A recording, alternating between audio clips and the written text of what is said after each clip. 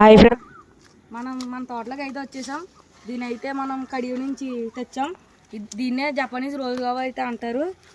ఇది వేసిన 8 monthsలోకి అయితే మనకి బాగా పండ్లు అయితే కాసినాయి. ఇయే ఫ్రెండ్స్, అలాగే చూడండి, ఇవన్నీ కూడా కాసినాయి. ఇదైతే మనకి 8 monthsలోనే అయితే చాలా బాగా కాసింది. ఇప్పుడైతే మనం కోసి ఎలా ఉందో రుచి చెప్తాం.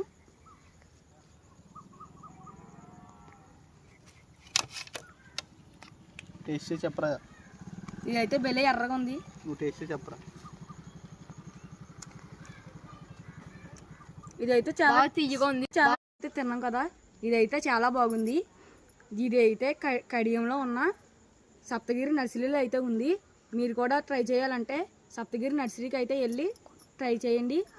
అలాగే కొనుక్కోండి.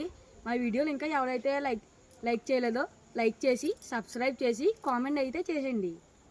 లైక్